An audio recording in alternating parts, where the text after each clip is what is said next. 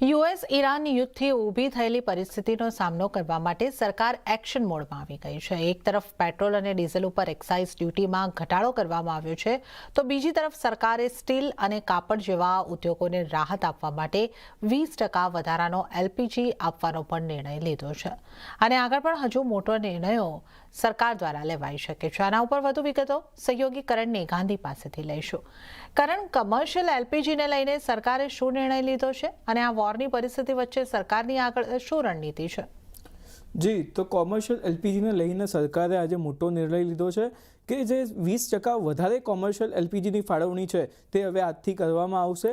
આપણે જોયું કે જ્યારથી આ યુદ્ધનું સંકટ ચાલી રહ્યું છે પશ્ચિમ એશિયામાં, ત્યારથી ક્રૂડ ઓઇલ સહિત જે ગેસીસ છે તેના પર પણ આપણા દેશમાં એક સંકટ હતું, તેને કારણે એલપીજીમાં જે કોમર્શિયલ યુસેજ હતો તેને ઘટાડવામાં આવ્યો હતો। આજે ફરીથી તેને થોડોક જે ફાળવણી છે તે અહીંયાથી વધારવામાં આવી છે। આનાથી સૌથી વધારે ફાયદો છે તે સ્ટીલ, ઓટો, ટેક્સટાઇલ અને કેમિકલ સાથે જે પ્લાસ્ટિક બનાવતી ફેક્ટરીઓ છે તેમને અહીંયાથી સીધો જ ફાયદો મળશે આ નિર્ણયથી।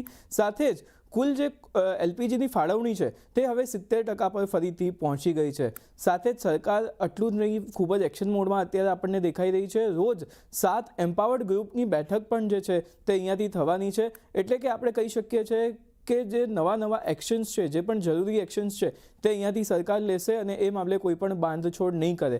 સાથે જ આજે નિર્ણયોનો દોર છે તે પણ સતત ચાલુ રહેશે। આગામી દિવસોમાં વધુ મોટા નિર્ણય લેવાઈ શકે છે તેવું પણ આજે આપણને સૂત્રો તરફથી જાણવા મળ્યું છે। સાથે જ ટેક્સ અને નોન ટેક્સના મોરચે પણ નિર્ણયો જે છે તે આગામી દિવસોમાં પણ આપણે સરકાર તરફથી આવતા જોઈ શકીએ છીએ।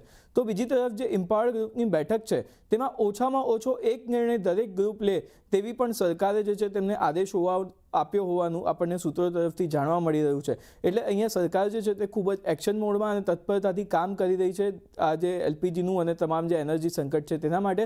સાથે જ જે પોતપોતાના સેક્ટર્સ છે એમ્પાવર્ડ ગ્રુપમાં, તેમાં પણ જે છે તે દરેક ગ્રુપને કંઈક ને કંઈક જ્યારે પણ જે પણ યોગ્ય લાગે તે પગલાં તેઓ લઈ શકે છે તેવી છૂટ પણ આપવામાં આવી છે। જી કરણ, આ સમગ્ર જાણકારી આપવા બદલ આપનો આભાર। અને